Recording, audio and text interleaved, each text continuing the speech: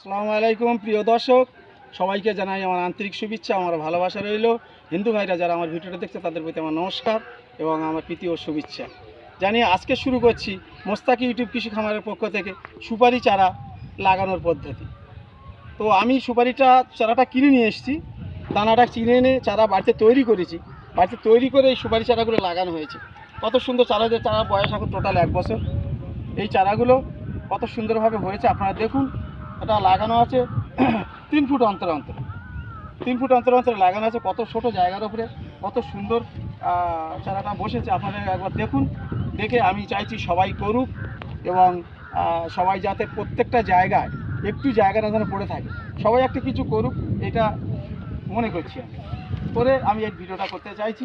আপনারা সবাই দেখুন, যদি আপনাদের ভালো লাগে, যদি কোনো কাজে লাগে, তাহলে আপনারা লাইক করবেন, শেয়ার করবেন, কমেন্ট করবেন, অন্যকে দেখার জন্য সুযোগও করে দেবেন। তো আমার এই চারাটার বয়স 1 বছর। এটা দেশি সুপারি, আমাদের কোনো বিদেশি সুপারি পারি না।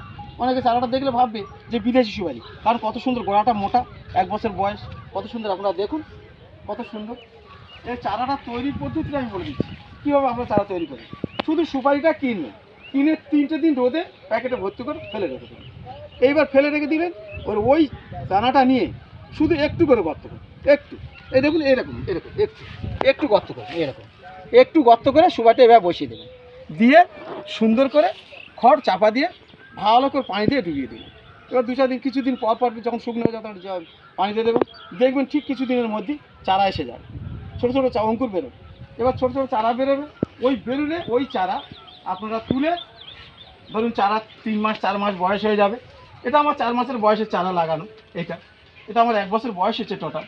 এই চারাগুলো কত আমার কিছু চারা ক্ষোভ গিয়েছিল, তার জন্য এই চারাগুলো, এগুলো 4 মাস বয়স, এগুলো 1 বছর বয়স, যেটা আমি ক্ষোভ দিয়েছি।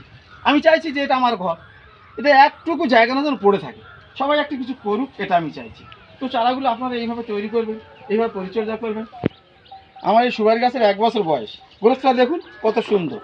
এবং লাগা দেখুন আমার চারাটা দেখুন, 1 বছর বয়স, কত সুন্দর গ্রোথ এবং কত ভালো, কত সুন্দর গোড়াটা মোটা। ধরুন আপনার এই পাতাটা শুকনো হয়ে গেছে, এই পাতাটা শুকনো হয়ে গেছে, এই পাতাটা ছাড়িয়ে পরিষ্কার করে দিতে হবে। দিয়ে চারধারে একটু গোড়াটা খুঁজে একটু জল দিলেন, মাঝে মাঝে সার দিতে হবে। জৈব সারটা সবসময় ব্যবহার করা। আমার সুপারি গাছের বয়স 1 বছর। এই 1 বছরের সুপারি গাছের গ্রোথটা শুধু আপনারা দেখুন এবং হাইটটা কতটা হয়েছে দেখুন, কত সুন্দর হাইট। হ্যাঁ, এই চারাটা কত সুন্দর লাগছে, অন্তত ম্যাক্সিমাম 5 ফুট হাইট হয়ে গেছে। এই হাইটটা আপনারা দেখুন।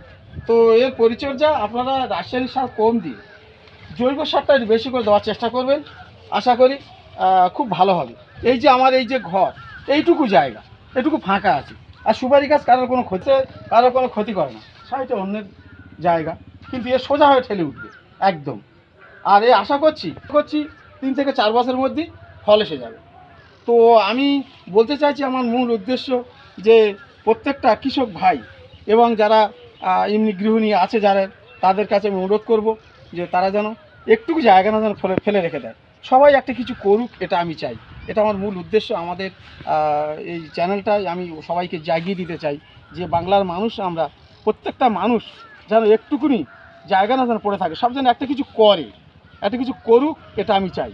এই আজকের এই যে ভিডিওটা আপনারা দেখছেন, যদি ভালো লাগে